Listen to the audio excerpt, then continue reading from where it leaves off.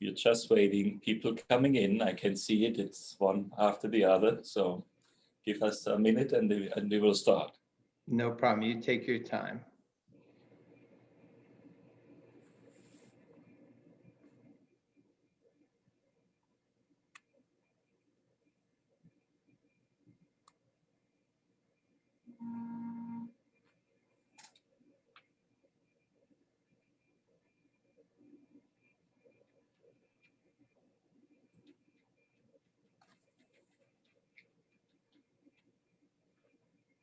I like your office. It looks nice with your background there. We just had a talk to Boston. I'm not sure if they liked it, you know. Looks really nice, actually. Yeah, it's an old. Has been here for a while. I mean, I'm not sure, Gary, if you have been here. You know, I think it's from the 60s, right, when there were harbor all around Manhattan, and that is all filled up now. But our building has been here already, and I'm sitting right there. Ah, that's good. Good. But I think we are ready to start. So good morning and hello to everybody joining us. Happy that you're with us today. My name is Dietmar Rieck. I'm the proud president and CEO of the German-American Chamber of Commerce. And it's about the 5th time we do it with KPMG, which we call the Automotive Forum. Now better we call it the Automotive and Mobility Forum, because that's where it basically has developed to. We do that for quite some years before that too. And usually we did it concurrently with the auto show at the Javits Center. Now the Javits Center has a new purpose basically, or a different purpose these days. It's a mass vaccination site, and we just talked about getting the vaccine and how happy we are that we got it and so forth. I don't think I will give the secret away there. And we also said, like, you know, how New York is coming back to basically pre-pandemic life almost this spring. That is good. But I think the Javits Auto Show will then happen in August. But I use that as a way into also do a little bit of advertisement for us. The IAA, Internationale Automobilausstellung, IAA, which usually happened in Frankfurt, this year will be in Munich. I think it's still on track, or is on track for September. It is done in cooperation with Messe Munich. And for those of you who know, we are a good cooperation and partner with Messe Munich. So if you would have questions about the IAA or anything related to the IAA, you can come to us, to me, to us, or to my colleague Karen Vogelsang, who is very much involved in the IAA in Germany. Now, we have covered a lot of grounds over the last years, and Gary also always showed us the future. What will happen, you know, 5 years ago, autonomous driving, when nobody really thought about it, and showed us these tremendous videos, what a car can do besides getting you from point A to point B, and everybody was at awe, and all of these things clearly came true. But I think it's all coming to crunch time basically, and Gary has a new paper out, and that's what he will talk about today. It's about the powertrain strategies for the post-ICE automotive industry. And great read, Gary, and I'm looking forward to your presentation. Actually, I read it before, but for me as an economist and as a former banker, it's like, oh my goodness, this is a huge, huge thing. If you think about efficient allocation of capital, how are we going to do this on such a magnitude? If you take everything into consideration, what we talk about electrification of the mobility sector, or EV cars, and what companies are doing, and so forth. So I saw you, since sometimes you work from home, and then on the side I always look and I'm like, oh, this is Gary. So you had a great CNBC talk the other day, maybe 2 weeks ago. You don't need any introduction. For more than 20 years, you basically have been with KPMG on their automotive and their automotive guy and so forth. Now, what you got at CNBC, you will get here with us at an unabbreviated format. So much better. You will get so much insights. And Gary Silberg, I want to hand it over to you. Looking forward to your remarks. And again, thank you so much for doing that. I really appreciate it, and we all appreciate it here. Thank you. No, thank you, Dietmar. And this has just been a terrific partnership. And just on a personal level, I love doing it. I wish we could be in New York together. We will soon. And I hope all your people on the listeners now are healthy, and we're upward and onward with some great optimism. And the topic I'm going to talk to you about, Dietmar was alluding to it, is a very important and I think profound topic. I'm going to share my screen in a second. I'll try to give this talk quickly, and we can for the next 6 hours. Just kidding. But I'll try to go through. I'll show you some slides, some analytics, but we'll open it up and have a conversation with Dietmar. I guess you and I will talk afterwards and really have an in-depth conversation about what this really means. So I'm going to share my screen. I have one remark which I forgot to say. If there are questions, you could put it on the Q&A. I will see it and then ask Gary after his presentation about it. So for how we go about today. All right, but now it's up all to you, Gary. All right, let me see. Hopefully I've got this right. Let me share. Let me see if this works. All right, from the beginning. Make sure I've got the right version. Hopefully this is gonna work. Can you all see this or not? Here. Let's see. Yes, Gary. Okay, good. Okay, so the title of my talk is going to be Place Your Billion-Dollar Bets Wisely. And as Dietmar said, this is about the future of powertrain and its strategies going forward in a post-internal combustion engine world. So the story begins like this. Essentially, for the last, I'll call it 100 years almost, long time, our fantastic auto industry has really competed and advanced and innovative, like we've, I think all see in our own eyes. If you look at some of the vehicles, think about the vehicle, I don't know how old people are in this call, what a vehicle you had even in 2000 or 2005 and 2010, and look what you have today with these amazing computer on wheels. But essentially throughout that amazing period of 100 years of innovation, there's been one constant, and arguably the most powerful constant, and this was all done under the internal combustion engine.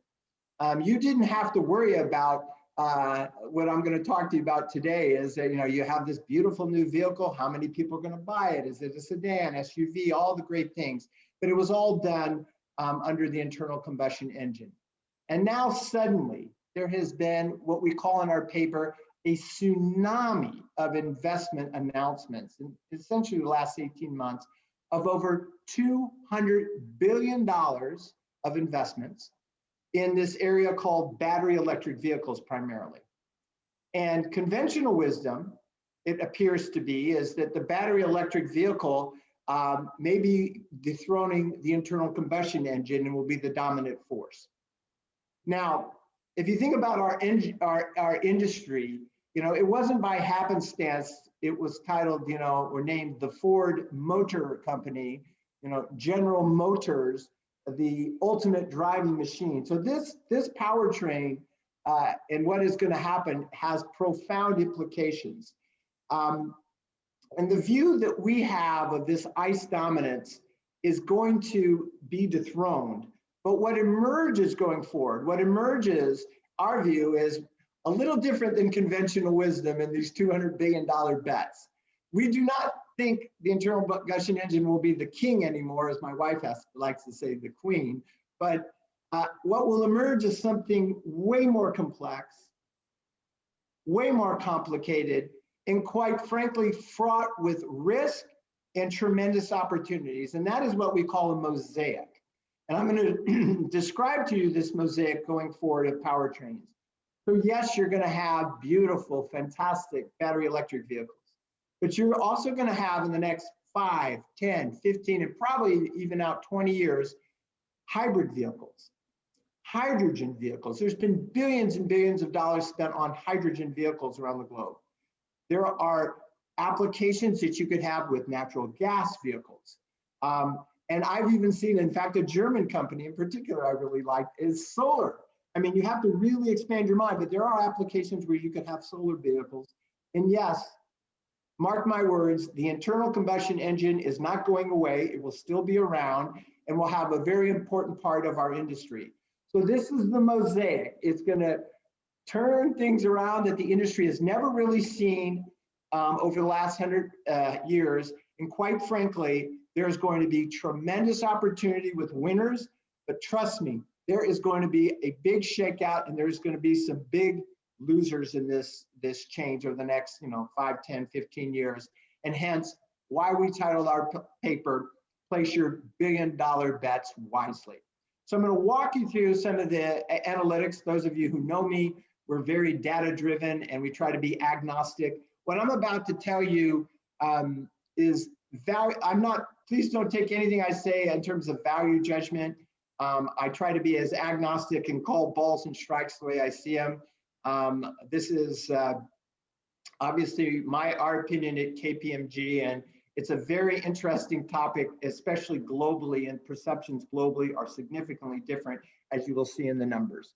So here's the quick punchline. I'm going to tell you the key takeaways, and you can read the paper later, and we're going to walk through all of them. So one, which I've already told you, the century-long reign of the internal combustion powertrain is ending, no doubt. What's going to emerge is this mosaic, which I will describe. But during this time, we think there are way too many players entering this market, and there's not enough consumers in the beginning. And I'm going to show you what this means because there's going to be a shakeout. There's going to be massive internal combustion engine overcapacity, which has occurred basically in the industry for the last 100 years.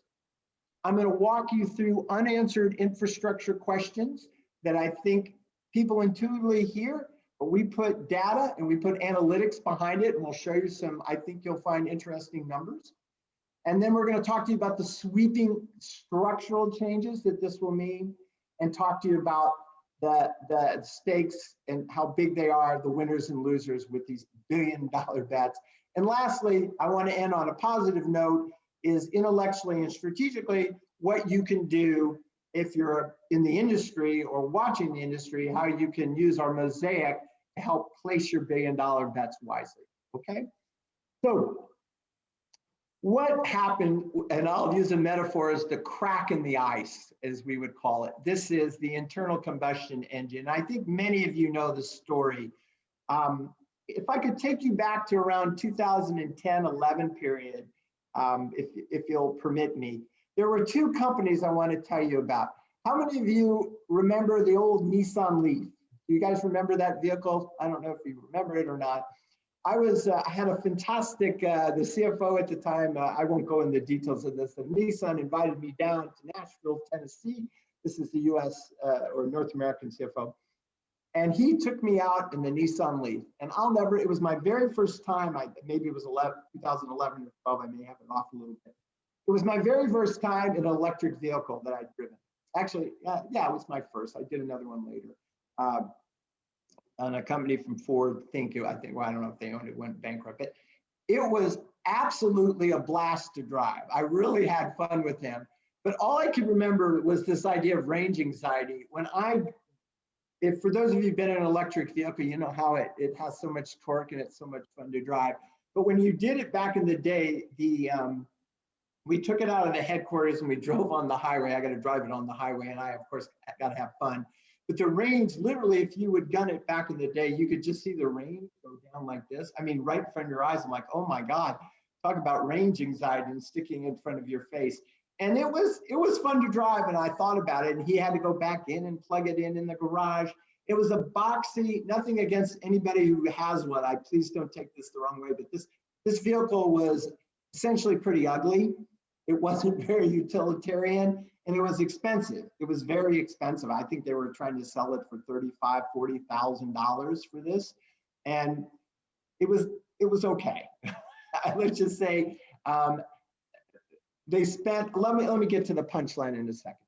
So then on the other time, at this time, there was this little company in Palo Alto, California called Tesla. And this guy named Elon Musk, and I think you know this story very well, but I think it's very important to tell it between an established automaker and an upstart automaker. So Elon Musk and his team had visions of grandeur. They built a model, they had a Roadster, but then they built this Model S was their first vehicle. And it was an expensive vehicle. It was a high-end vehicle. And I think my German friends who come from the great vehicles and amazing vehicles of the Daimlers and the BMWs and the Audis can really appreciate that. He was more up here and was going to change the experience of making this vehicle sexy and cool and amazing. And he priced it accordingly. And so you have the tale of the two companies and the time of the two companies. They basically started around the same time. Nissan had the incredible manufacturing prowess, and they literally spent, I don't know the numbers, but $5, $6, $7 billion. Talk about placing your billion-dollar bets wisely on the Leaf. And Tesla script together, and you know the story of Tesla, where we're at today of the market cap and what has happened subsequently. Nissan arguably is in huge trouble today, huge trouble with their chairman. I'm not saying all of this is directly related to blowing $5, $6 billion on this vehicle, but trust me, they have, in an auto industry that is capital intensive, this was a very damaging bet that they made early on in their business model, where their idea was right, by the way. You'll see that if you got the timing wrong and you didn't get the vehicle right, you could be in serious, serious trouble. So that is the tale of what happened of these two stories. And Tesla essentially cracked the ice, metaphorically, meaning, or punched through the ice, if you will, of the internal combustion engine. And subsequent to that, we have seen this tsunami of investments that has occurred around the globe. And the German automakers in particular, which I will show you some numbers, have been prolific in their announcements and prolific in terms of what they want to do. Now, arguably, I was in, I'll tell one more story because I think stories are more interesting than slides in this world. So I was actually, and I will not name names, I will not, because I don't want to, I'm not going to tell you the company name either, but I was in Germany in, it must have been mid 2016-ish to early, I can't remember, maybe it was early 2017. And I was at the KPMG dinner with all of our lead automotive partners around the globe. And we had a senior executive from one of the German automakers who was in charge of their battery electric vehicles. And I will not name the company, but he proceeded to give us a talk for, I think, 20 minutes, and then we had dinner together about how they were going to crush, and he used the word crush, Tesla. And it reminded me when he got done with the speech, what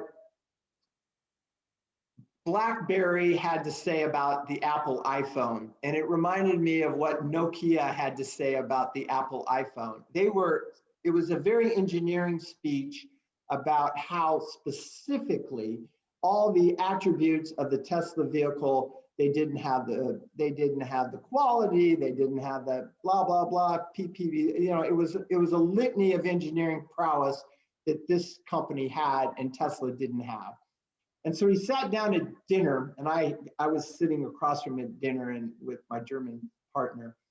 And I had just written a paper called The Clock Speed Dilemma. And Dietmar, I think I gave this talk at this group. And the Clock Speed Dilemma, we talk about this sexy kills, competent. And I asked him, I said, have you ever talked to a Tesla owner?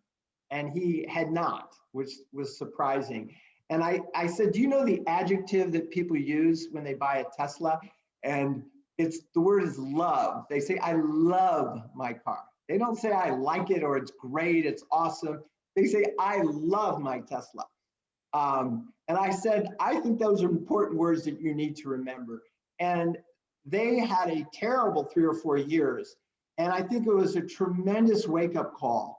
And I think what you're seeing now in this next version of, certainly with the German automakers, a completely new mindset. And I think they are fabulous what they're trying to do right now. And I think they're going to have a terrific, next 5, 10, 15 years. So I'm not negative on them now, but in the beginning, in our industry, there's a hell of a lot of hubris and arrogance where we look down upon these new people entering our market, and then until it's too late.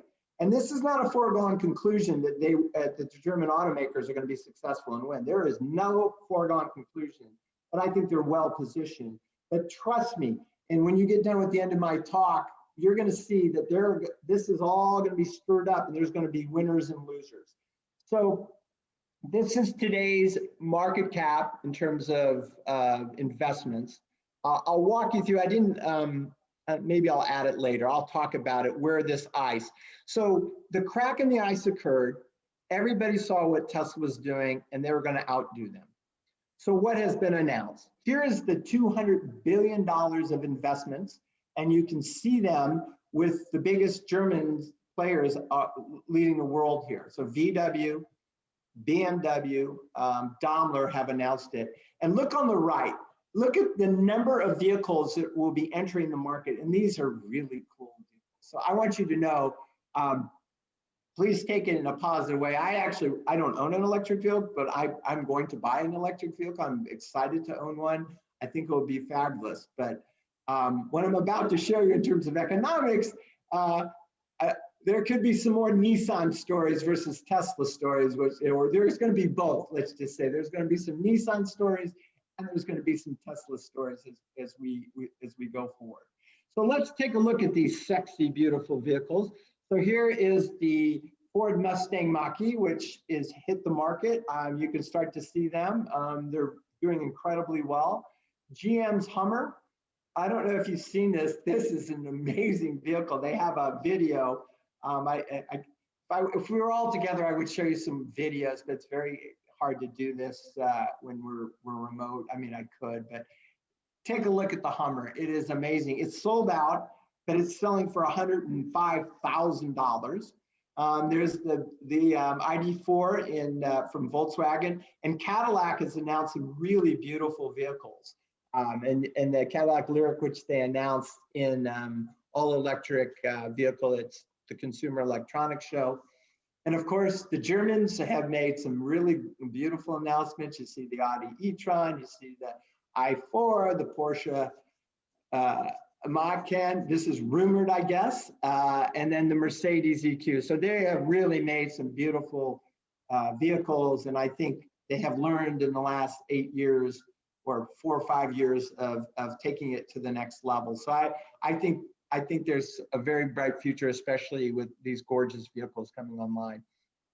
But I do want to tell you about some other companies, and this is where the industry has changed.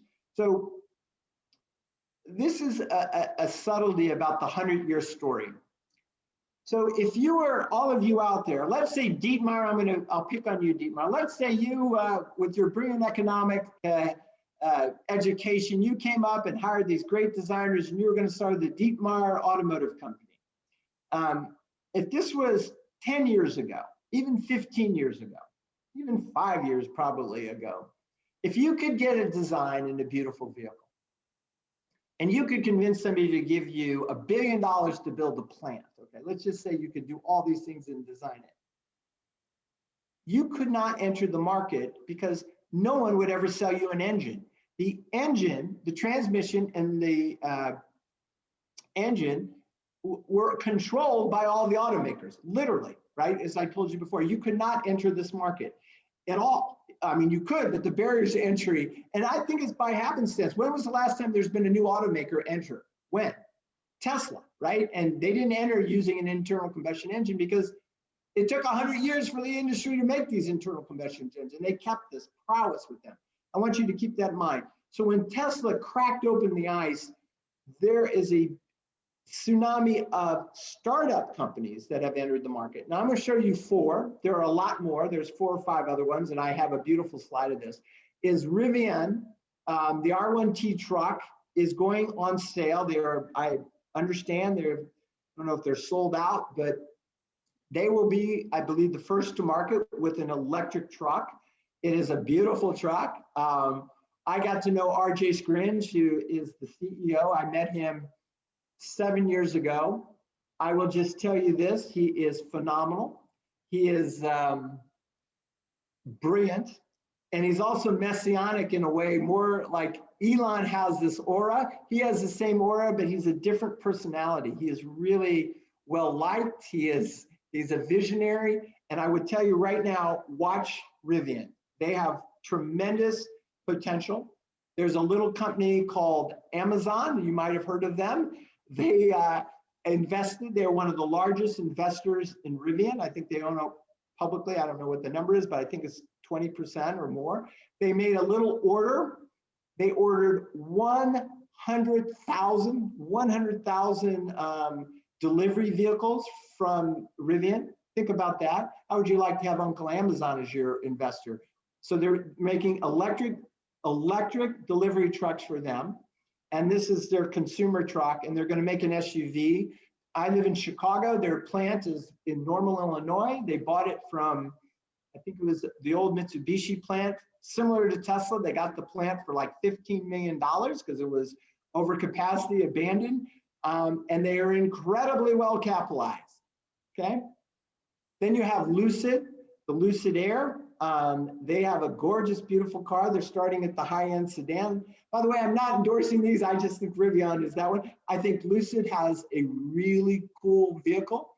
We shall see if they make it, but I think they've got a decent chance. Fisker, Heinrich Fisker has started this. This is his Fisker Ocean. It's a beautiful vehicle. They're teaming with a company called Magna, and they're also to manufacture it. They're Magna and Magna Steyr, and they're also working with Foxconn as contract manufacturers. And there's this canoe company called Pickup. There's Lordstown Automotive. There's Bollinger. I could have listed 5 other automotive startup companies that have gone and done SPACs. They're relatively well capitalized that are going to go after this market. Are they all going to make it? Absolutely not. Absolutely not. But Gary Silberg believes at least 1, maybe 2, and we'll see what the other ones could be born. And if they're born, which we've not seen a lot of new companies outside of China, obviously, but as major automotive makers enter this market, and the ice has been cracked, and this is a phenomenal group. And I think as success continues and you see these SPACs, the innovation of our industry is just getting started. And you can sense my enthusiasm and excitement. But now let's get to some of the fun economics. So we bet $200 billion our industry, but where will battery electric vehicle sales be? This is the quote unquote experts of our industry. And when you forecast something with such big change, I think the word humility is probably in order. The estimates around 24% to 37, almost 40% of market of total battery electric vehicles by 2030, and then I'll show you some analytics of this going forward. And you might say, if you're sitting there like, yeah, look at that curve, it's nice, it's all going up. But our industry fights to the death for a quarter point or a tenth of point of market share, okay? This range of 24 to 40% is massive, massive. And what happens if this happens faster, if the curve shifts and this takes off way faster? Or what happens if the curve slows down and it only goes here? You know the Nissan story, you know the Tesla story, and if you get this timing wrong, even if you got the vision right, but you get the timing wrong by 2, 3, 4, 5 years, you could do serious damage to your business. And this is what the experts say. There's no consensus with the experts, okay? And I'll show you how globally it's completely different by continent, where Europe, China, and Asia versus the United States. And we know this is a global industry. So just mark your first point. Very complex, it's globally, and there's no consensus on how quickly this will take off, okay? Now look at the numbers. What we did at KPMG in the paper is we looked at the global sales by LMC forecasted out to 2030. So the industry, you know, we'd be very happy to sell 100 million vehicles in this industry, which has been fabulous. And if you took the low, medium, and high estimates, you can see, as I told you, a quarter point people would, or a tenth of a point would fight to the death. Look at the various ranges and where this could go by 2030, if you believe these analysts, okay? So clearly the BEV market, the battery electric vehicle market, is gonna rise. Okay, clearly you can see it. But look how massive the internal combustion engine or hybrid vehicles, we lump them all together, other vehicles is. 70% of the market by 2030 is going to be something else, okay? And as you'll see in a moment, I'll show you a slide about the 6.6 billion people that could buy a car. Most of them could not afford these cars. So the other part of the market is very, very important. And if you're not catering to the other X, you know, you could miss out on massive sales. And if you get this wrong, which I'll show you some of the numbers on that. So this just gives you a mosaic, or this gives you a flavor of how big this is. And we're talking 9 years. And I put an asterisk because these experts, as you know, on forecasting are not very good at it. So humility is in order. This curve could shift different ways and faster. And you'll see why we keep saying, hence, place your billion-dollar bets wisely, place your billion-dollar bets wisely. As you get this, you know, the vision right, but the timing wrong, you know, big implications. So let's take the United States market. By 2030, the total addressable market in the United States is forecasted to be around 17.3 million vehicles, okay? It'd be great. So let's do just simple heuristic math. If you are all in and you as a company decide, I am only going to sell battery electric vehicles, period. For whatever reason, this is not a value judgment. We can talk about the environment if you want later, but this is not a value judgment. This is to say, I am going to do this. That would mean if it was the high end of the range, and the United States is, I believe, the most profitable, maybe China is, between the United States, most profitable market in the world for automobile sales. It generates the cash flow that pays for all the investments. You would be after a market of 5.6 million vehicles. And if it was in the mid-range, 4.1, okay? So if you're an all-in player, and today on the right, you'll see it, you have 10% market share today. If you have 10% market share today, you would have to multiply, to keep your current share, just simple math, just to keep your current share today of 10%, you would have to multiply that by 5 times, 5.1 times, just to keep your today's market share, because you're only going after a very small part of the pie, 4.1 million vehicles, okay? And you would be giving up 13.1 million vehicle sales of people that are gonna pay a lot of money for vehicles. I mean, this is why these are massive bets. And you gotta decide this now, not right now, but we're in 2021, we'll be in 2022 pretty soon. You're gonna have to make these billion-dollar bets. Okay, how quick will this come? Because am I going to give up 13.1 million vehicles? And this is not a theoretical question. This is not a theoretical question. If you look at the profitability, let's just take the US or the US market of automakers in trucks. The Ford F-150 sold, I believe, close to 800,000 vehicles in the United States. It is by far their most profitable vehicle. It is the #1 vehicle sales in the United States for 44 years. They're going to make an electric one. How quickly will that take off? They have a phenomenal hybrid vehicle today.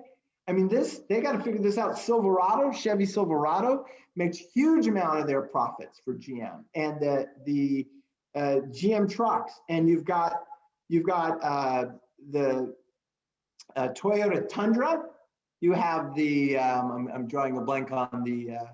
They'll kill me on it'll come to me on the Honda. What's the Honda one? I'll get it back later, please forgive me. And then you have, of course, the FCA truck. So you've got all these big players that make almost all of their profits in a segment that is uncertain, okay? So if they miss this, where's the cash gonna come from the business to invest in this other one? Where's the cash gonna come? The Nissan story, right? You can already see how big these billion-dollar bets are, okay? And will they do it slowly or not? And the German automakers, which I think is very interesting, I'm going to show you a slide in a moment, are going after more of the high-end sedan SUV market, which is going to be very, very crowded. Okay, and I'm going to show you this in a second. So the second issue I think the auto industry is going to need to deal with is around capacity. This, and Dietmar, you were alluding to my CNBC, actually it was Bloomberg, but it was fine, discussion. And I've been asked this a lot on the capacity of the industry today is around 138 million vehicles of ICE capacity. So we calculated, if you just do a 30%, I won't bore you with all the calcs on this, but if the industry was 30% battery electric vehicles by 2030, this would imply that there are over 40 million vehicles of excess internal combustion engine capacity around the globe. 40 million. Put that in perspective, right? We only sell 100 million. Okay, this is a massive number of overcapacity. And it's the equivalent of over 200 assembly plants. 200 assembly plants around the globe. And it does not even include the multiplier effect of all those Mittelstandts and all those suppliers, tier 1 suppliers and tier 2 suppliers and tier 3 suppliers around the globe that are based upon the internal combustion engine for the last 100 years. Okay. Now, think about the last time you saw a politician go, "Hello, Angela Merkel. I've got great news for everybody in Germany. You know, we're going to go shut down a new assembly plant," right? I mean, you know, politicians, 200 of these are going to have to be shut down if we hit this number. Now, over time, they'll be able to do it. But when do they do it? Okay. And what replaces these vehicles is where you shut the plants down may not be the same exact plant where you or place you know, create a new electric vehicle plant, because arguably there will be electric vehicles. And the other thing about the economics that is very interesting, it takes a lot less people to assemble these cars. You can see how automated these vehicles, because there's a lot less parts. So this is a massive issue the industry needs to grapple with. It is a huge overcapacity. I'm very confident. I am very confident the industry knows how to do this. I'm very confident they will. But when do they do it? How quickly do they do it? Like, what will happen? Talk about a strategic question. So if you're a supplier and you've been a supplier to the internal combustion engine for the past 100 years, okay? And all of a sudden somebody says, well, your market is going to drop by 30%. It's not going away. It's going to be big, but it's going to decline by 30% or more. And we don't know exactly when. What are you going to do if you're a supplier? Are they going to make it? You know, this industry is about scale. Will the suppliers make it? Look what's happening today with our suppliers. How one supplier, that semiconductor, shuts down the entire industry. I mean, the auto industry really better pay attention to this, because there could be bankruptcies with these suppliers. They may need to merge. There could be mergers, acquisitions. They may have to give them money to support them. This is a massive, massive change that has never occurred essentially for the last 100 years. Now, let's go to the issue of what we call the consumer. And forgive me, but I believe in free markets and free people. Everybody on this call, I want you to know that you are going to have a bevy of sexy, cool, phenomenal vehicles to choose from. That's the beauty of the free market and the innovation. But by the same token, you can't make people buy these vehicles. You cannot make them. And number two, if they're priced in a level that you can't afford them, what are you going to do? And we'll talk about subsidies in a second. So what did we do in our paper? We mapped out all those beautiful, sexy vehicles I showed you. We put them in the price range of their MSRP, just in the United States. Where are they being priced, okay? And then we juxtaposed that with the actual sales. We took 2020 and we looked at each histogram of all sales in the United States. Granted, it was a COVID year, but the heuristic math is very similar. And what we found is that there were only 2.4 million vehicles in the United States. And we are one of the richest countries on the planet. Keep this in mind, one of the richest countries on the planet. 2.4 million vehicles were sold above 50,000 and above, okay? So the rest, the 13, whatever this number is, were sold below. I mean, it is a tiny sliver of the market. It's 17% of the market. Now look at all of these vehicles aligned with this part. And I could show you the Rivian, I don't know if we put it on there, we did, but the Lordstown Motors, I mean, all the startup companies are all going after the same market, okay? Our view is there's not enough rich people in the United States to buy all these cars, and they're all targeted in the same market. So there will be a shakeout. Maybe some of the startups aren't gonna make it, maybe some of the fancy high-end manufacturers aren't gonna make it, but you can clearly see that there's too many players, in our view, going after too few consumers. Then, of course, there's this thing called subsidies, you know, and what we saw in China is the government gave subsidies pre-COVID and people bought EVs, but then they pulled the subsidies back, and what happened to EV sales? They plummeted. Europe, apparently, the rich Europe, I'm joking because Europe, Pete and I was telling me about the GDP numbers going out. I mean, Europe has got very high risk from economic risk, but apparently they're handing out huge subsidies to buy this. And I'm not sure what's going to happen in the United States. Are we going to go down this route? We do give subsidies, but governments in the world today are in huge debt. They're awash in debt, and subsidies is not sustainable. They're just not sustainable in the long run. And if you can't get the price of these down, which I think eventually they're going to do, the industry could have big risks because and I'll show you this in a minute, of too many players chasing too few vehicles. And I don't think subsidies in the long run is the right answer. And just politically, I don't think it's a great idea to be giving people who can afford a $100,000 vehicle a tax break. That's just a personal view for the industry. So we shall see. Then you have physics. And I'm a wannabe physicist, my boy Albert Einstein here, you heard me give talks on this. The energy density of gasoline, electric, or gasoline vehicles is the equivalent of 1,000 sticks of dynamite in a tank of gas. That's just the physics of it. And there has been tremendous improvement in battery electric vehicles, tremendous. And you can see on the left, this is Michael Greenstone's graphic from the University of Chicago. He runs the Energy Institute, about how what is the price of gasoline versus the cost per kilowatt hour of batteries and what the break-even point is. And you can see there are way more scenarios, at least for the next 5 years, in which the internal combustion engine, just because of pure physics, outperforms battery electric vehicles. And this is just all equal, not throwing into convenience and structure and infrastructure, et cetera.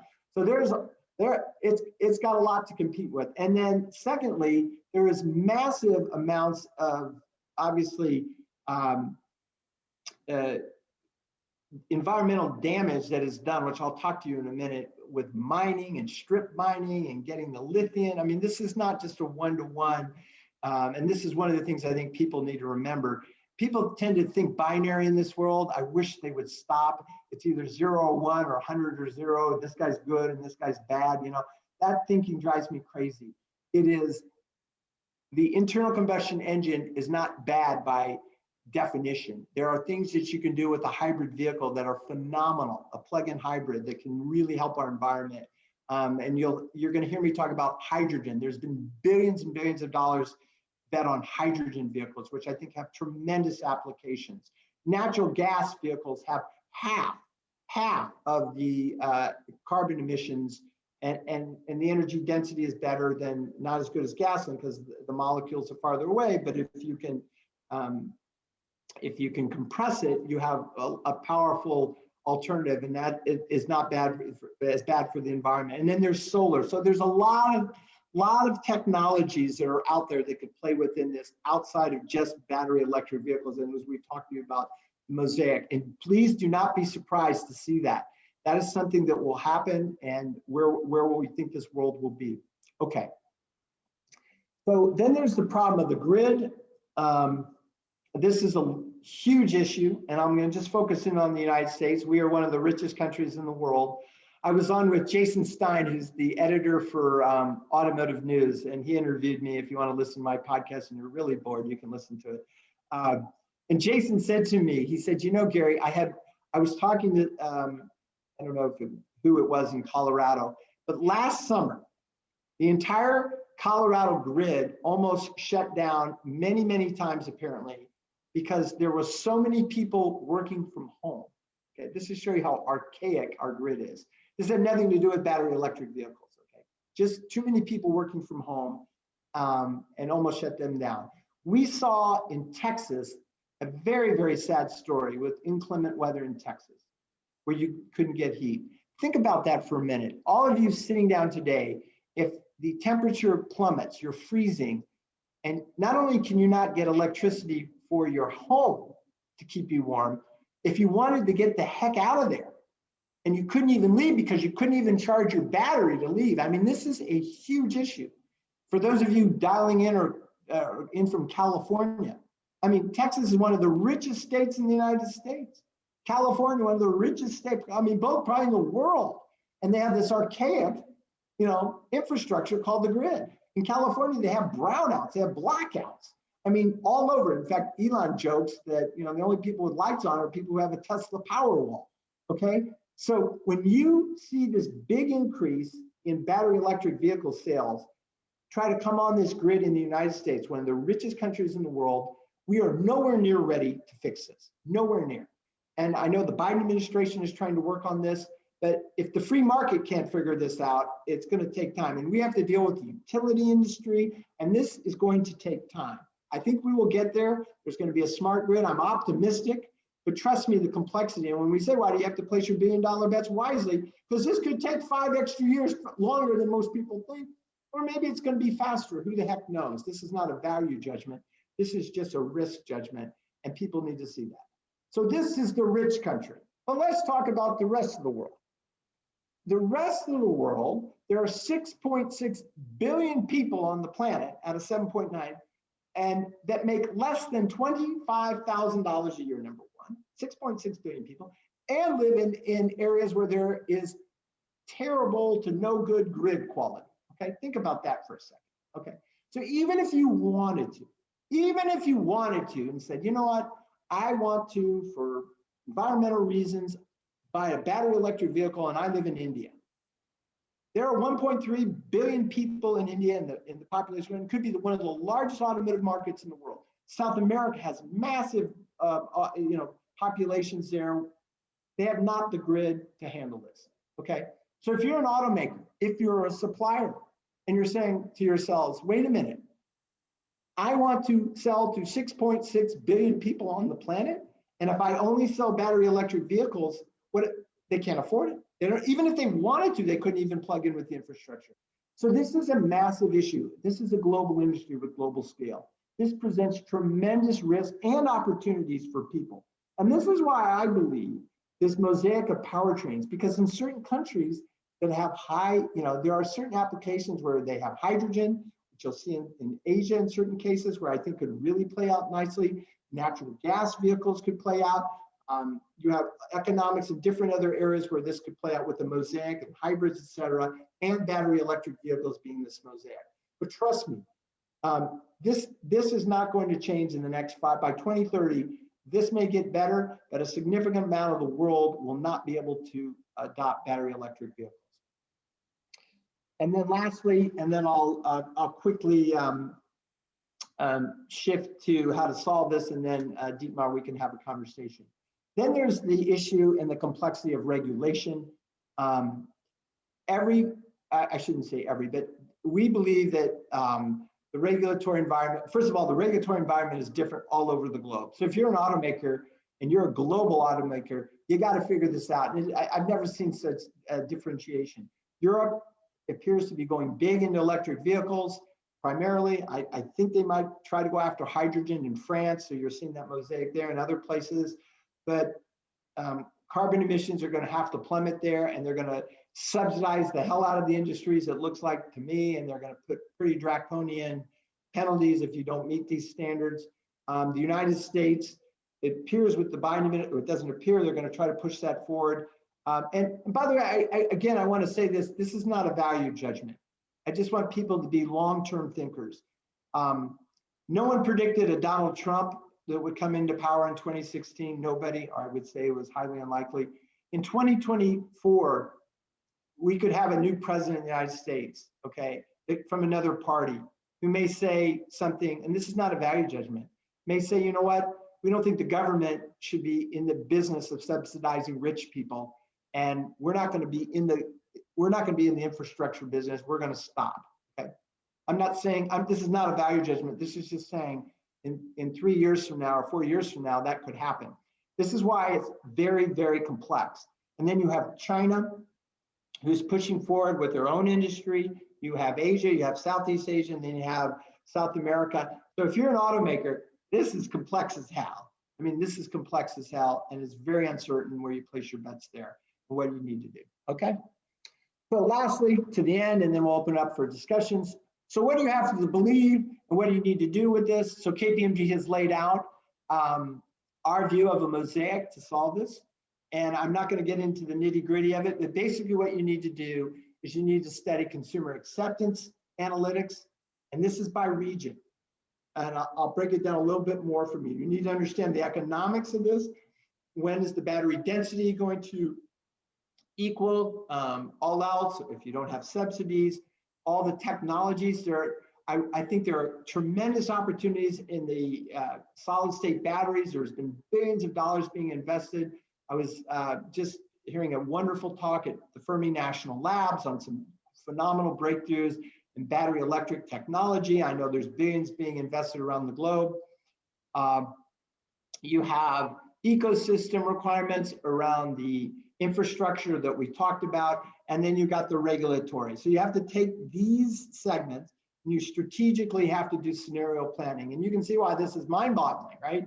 And you got to do it by US, Europe. So let me show you where we see this. This is really the attributes and what you need to do if you're an automaker, what you need to do, and really look in these numbers. What we talk about is how you play it smart. You should look at passenger vehicles, mobility as a service fleets, and commercial vehicles and trucks. They all have very specific powertrain advantages and disadvantages. So if you're a passenger vehicle, just take the United States. If you live in a city, and you're in an apartment dwelling, can you charge? Is it convenient? Is it worth it? If you're in suburban area, if you're in a rural area, what your adoptions rate would be. If you're in mobility service fleets, even buses and vans. I've heard some horror stories on what's going on with buses and vans, and they're trying to go all electric and versus natural gas, and it's incredibly expensive, but they've got some good ideas. And then you got the commercial vehicles. So this is how we think you should analyze it.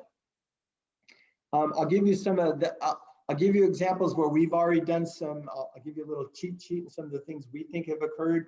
We actually think there's a huge advantage if you're an Uber or Lyft type of the mobility service. The battery electric vehicle is much cheaper than owning an internal combustion engine if you're just driving to A to B and just dropping people off. And you can charge it as a fleet. So we think fleet operators will be a big area to bet on early if you want to be in battery electric vehicles. This is just ideas that I'm going to share with you. There's also on the maintenance costs. If you're we've done analytics on maintenance. If you're an industry that has high maintenance costs, think about the truck industry or the fleet industry of delivery. And by the way, hydrogen is very interesting and how less expensive it is if you have a battery electric vehicle. And the other thing we did a little bit about is in your value chain. How should you think about your value chain in this industry? Tesla is getting into mining and extraction to refining and processing to designing to fab. I mean, they're doing the fully integrated process to make their computer on wheels, battery computer on wheels. Traditional automakers have never really played in this, and I think they've got a big opportunity. And there's also asset light startups where I told you their stories where they're just designing and outsourcing. So there are brand new business models you need to layer into this in terms of the complexity of placing your billion-dollar bets. So these are the questions you'll need to analyze. I'm running out of time, so I want to spend a lot of time on this, but basically scenario plan the heck out of this, figure out where you need to play, where you think your strengths are and the opportunities of where you can win in the marketplace, and then place your billion-dollar bets wisely. The opportunities, I'm telling you, are phenomenal. This is going to be an industry in 5 to 10 years with these amazing new vehicles in a mosaic. I think the winners will seize this opportunity. They'll be willing to take some risks, but not too many, and the right balance of that, and really seize it. And when we have this, Dietmar, if you invite me back in 9 years, we'll take the top 10 lists or top 15 lists of automakers in the world. And my guess is that list will have not significant, will have been upended, and we'll have a few new faces in there that we will be surprised about, and new players and entrants. And it's going to be an exciting time. With that, I want to thank you and open it up for questions. Thank you so much, Gary. Definitely will invite you again if you would accept that going forward. We would be excited to what comes up there. And what a tour you have brought us today, you know, from so much and so many things to really think about and then take into the quotation and so forth and so forth. So if you have questions, there are some questions already. I will get to it in a minute. And if you have more, please put it in the Q&A segment of the screen. And the first two questions, Gary, were, can I have a recording of this? And I have to thank also Irene, who prepared that again so fabulously, and James working with her, and also our Nick Anderson, the colleagues here in our office. So it is recorded and it will be available. But the other one, where can I get the presentation? I think Irene will talk about it, but the presentation is available, Gary, right? Yeah, most of it will be. I have to. The KPMG police, you know, they make sure no, I'm just kidding, but I have to get it approved. But yes, most of these slides are in our papers. So yeah. That's absolutely fine. So the first question, and I give you a little bit of time because I want to tell you something which I read this morning in the German media, which you will like. It's just a story.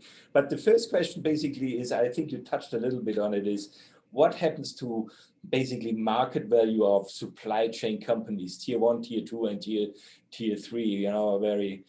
it's coming from Marguerite. Marguerite also had the observation, said, listen, you know, the car companies, they were very fast in basically transitioning into making ventilators last year. So they should be also able, I guess that's the connotation here, to be able to do electric vehicles. But before I let you answer, there was a very interesting story in the German media this morning.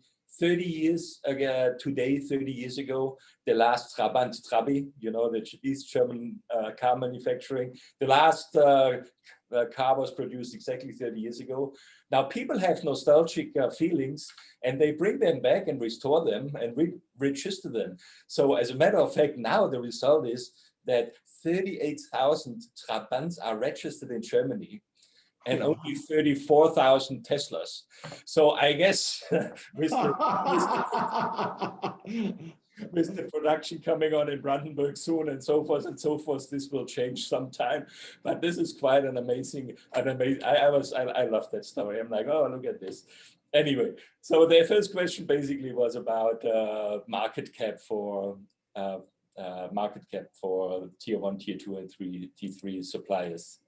That is a great question. And this is, so it's tough because if you're really focused in on the internal combustion engine, you have an interesting opportunity. There was a Borg-Warner and Delphi merged. I don't know if you saw that. Borg-Warner bought Delphi. And they're combining forces because they saw, and this is all public information, but they saw that the market was declining over time, the internal combustion engine. But if they joined forces, they could combine their CapEx and also pivot to battery electric, but also have enough scale to be the dominant player in this place. So I thought it was a very clever strategy.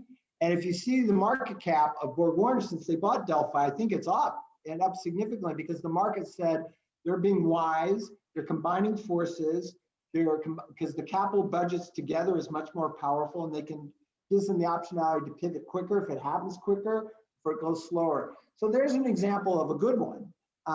We'll see how it plays out long term. I thought it was interesting. But others, you know, you could, if you're not a big enough player, I mean, you could tip over to bankruptcy or be in big trouble. And there's a lot of them. I mean, and especially in Germany, these Mittelstadts are phenomenal companies over the last, 100 years. I mean, they're world class, but, they're going to have to pivot and figure out different strategies and, public companies in this area. So I don't have an easy answer other than, it's fraught with risk and it's fraught with opportunity.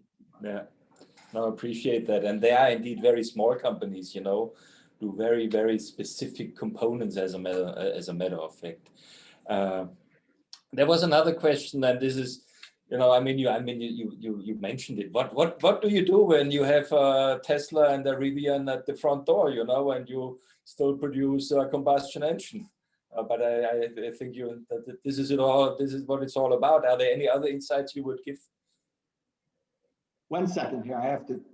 So I apologize. So I had to. My dog. I have to deal with the dog issue. Should I say that again?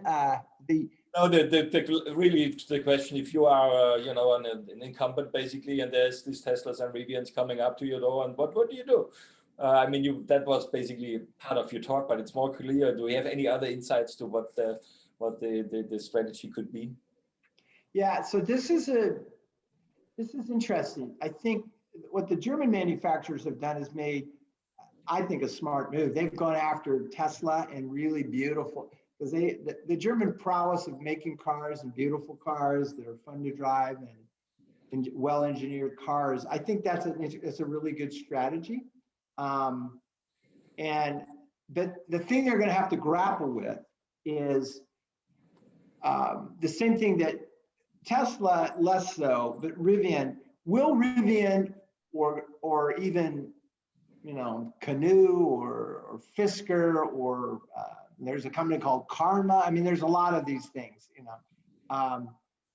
Will the consumer actually buy their vehicle? And will it become a brand that is loved or not? And I don't know the answer, quite frankly. I just don't know the answer. I think the German brands are so well known and they do such a great job. That's really good for them, and I think that's a big advantage. But by the same token, just like Apple took over the iPhone and dominated that market, Nokia was a well-known brand. BlackBerry was a well-known brand. So it could tip. And by the way, I didn't mention Apple, but Apple will probably, I've been saying this for a while, enter this market. And if you have an Apple iCar, it could change things there too. So no simple answers. I think the Germans are well positioned though. I really do. I just think just because they're manufacturing prowess and they're great brands. But a lot of people going for their market share. Trust me, that Tesla, people buying Teslas are not Chevy drivers. They were former BMW drivers, and and Audi drivers and Mercedes drivers. So there's another kind of question coming in and basically says, what's your opinion on a potential future second-hand car market for EVs, especially with respect to the still limited lifetime of the batteries? I think it's like, what do you think is when the resale market, will that be strong, or what will it look like? Yeah, that is a heck of a good question. There's a lot of ambiguity on this. So what I'm concerned about the secondary market, so at some point in time, your phone just dies, right? You cannot, the battery just doesn't work, okay? Now it takes time and they say it's gonna be 10 years or whatever. But the other thing that makes these phones obsolete on the battery side is the technology of it and the software. Versus an internal combustion engine, I mean, it just goes, right? It can keep going and going and going. And my concern is, what happens if there's a huge, massive breakthrough in battery electric vehicle technology? Let's say it's solid state comes in, the cost goes down, and you own the old technology of the iPhone 4, whatever the heck it is. It could plummet, Dietmar. You could be sitting on a dog that no one would ever want to buy, right?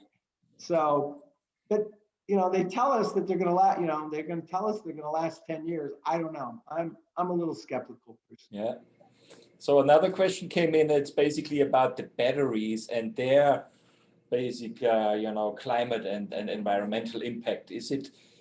I mean, you mentioned it. It's not as as clear cut as it seems, but are there any additional thoughts on your side? What the batteries and the lithium and all these things, what they mean for environmental?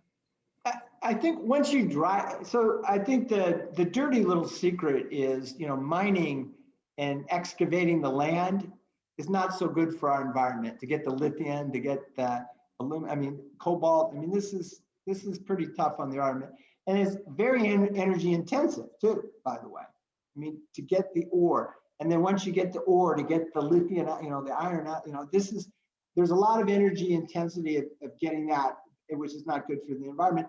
And then once you get it there, you got to go into a plant and manufacture the cells, which is very energy intensive.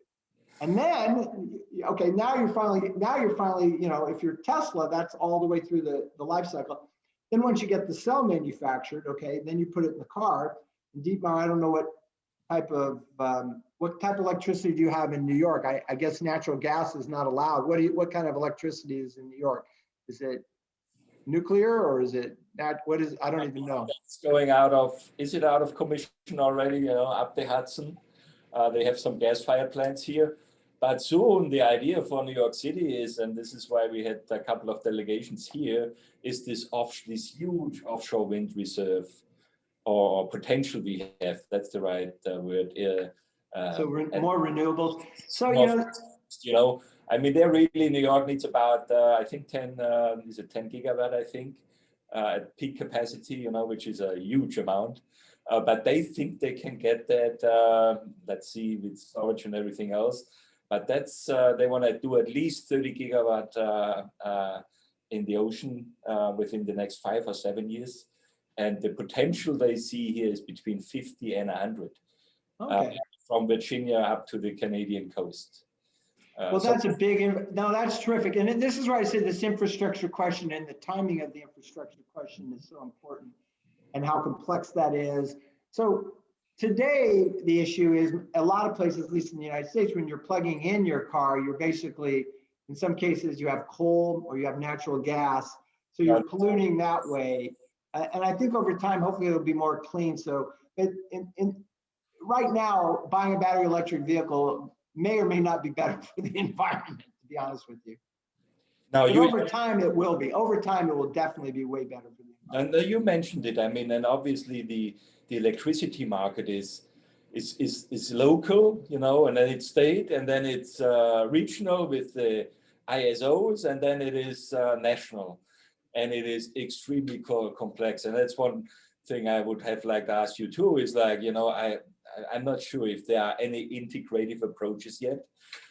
They speak in Germany about it, and the other day, it's a couple of weeks ago, I read one person said, there will be plenty of energy available from basically renewable sources. And sure enough, somebody, no, it's not even close. And how do we transport that? And the grid is actually another major topic. This was also, you mentioned that in Texas, to my knowledge, ERCOT is pretty much isolated with regard to transmission. So all these things come together. You mentioned it, but I don't think there are easy solutions on that one either. I agree. I completely agree with you, Dietmar. And the complexity of doing that. I was listening, one of the senior executives at one of the large utility companies, he said it like this to me. He said, okay, let's say you live, I don't know where you live if you live in Manhattan, but if you live in a building, he said, okay, it's a co-op. But if you want to put a battery electric charging station there, well, who owns the building? Well, it's 30 people. Oh, 30 people? What? Okay, we have to get permission legally to that. It takes forever for them to figure out, okay, if you can imagine having to do that in every city and every square block, and it's mind-boggling. And then the United States is massive, right, in terms of its size. I'll give you another story there, and without talking too much about my private.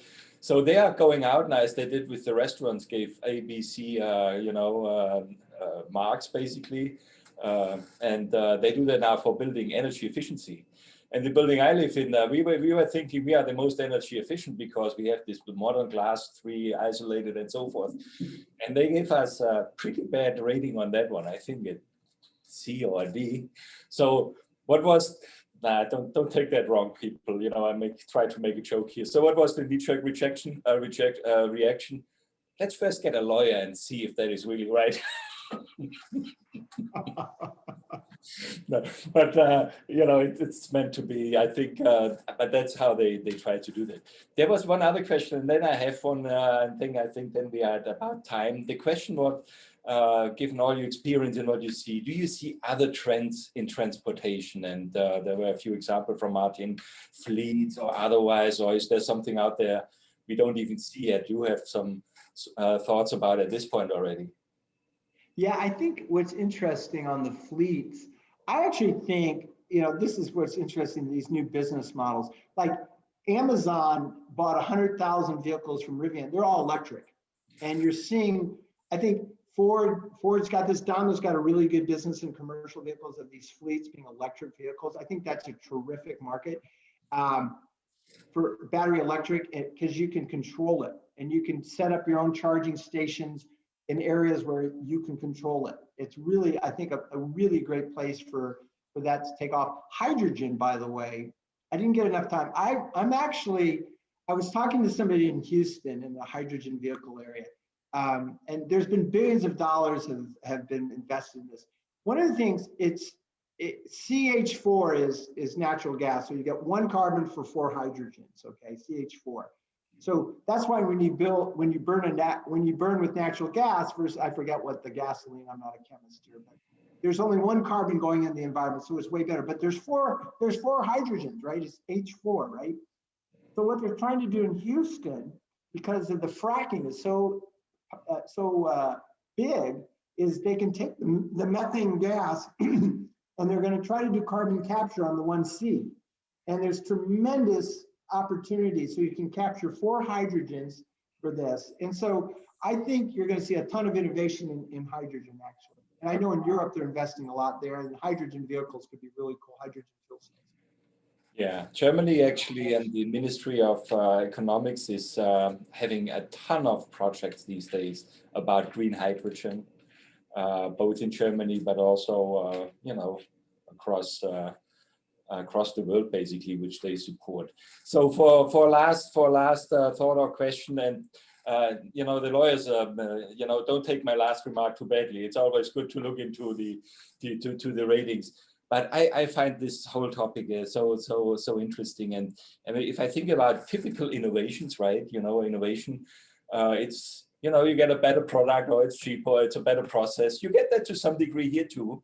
But what you typically have at innovations, and this is a little bit of maybe a difficult question, is that you also have a price. You know, you set a price, and the price basically dictates what supply and demand at the end of the day will do. Now here it's a different story, right?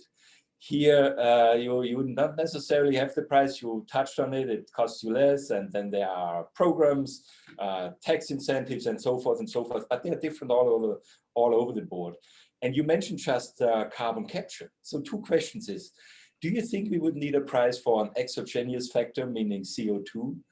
Or second, would that whole development as we see right now, if somebody comes along and has this ultimate invention about carbon capture in the transport industry, would that reverse everything, or what?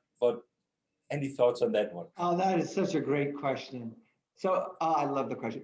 I'm so biased on this, where if you take fracking, for example, you know, the United States for 50 years talked, we need to be energy independent. And then this Harry Ham guy figures out how to do hydraulic fracking. It changed the entire world out of nowhere, you know, Tesla. I believe that market price needs to be market price. And we got to get the noise out of the system, because it distorts capital allocation. And if the big players, what I have seen at least, and you're seeing with this in tech, but big players like regulation because it keeps everybody else out, right? If you've got a lot of complexity. So I think you could have big innovation from an outsider, like on carbon capture, on hydrogen. Keep in mind, Dietmar, I didn't even mention this. So there have been major advances in computing power in the last 5 years. In the next 5 to 10 years, the amount of computing power that we're going to have, which will open the door to mind-boggling new if it's in the quantum realm, I think you're going to have potential in terms of new type of materials that we've never seen before. I mean, you could have unbelievable, I think humility is in order. And the more confusion you have on pricing, the more subsidies you give, the more taxes here. I think it distorts it all and screws things up, personally. All right. That brings us to our end. We are right a little bit over time, as a matter of fact. Gary, thank you so much again. What an intriguing and interesting and so fantastic presentation again. All the best to you. Thank you. Thank KPMG. I hope to see you soon again, and hope to see you in New York. You know, me as coming originally from Bavaria too. You know, New York looks now like a huge beer garden outside. So that's a good thing. I'm ready to come, man. You don't have to ask me twice. I'm vaccinated. I'll get on the plane here. We'll have a beer together. Everybody's outside and all the restaurants are outside, so that's a good thing. Thank you for our participants and audience for your questions, and there were a lot of thank you notes too, so I relay that to you. Thank you for joining us, and thank you also our colleagues here, Rene, you know, who set that up again, and James and Nick, and see you soon again. Be well, be safe, everybody. Bye-bye. Thank you.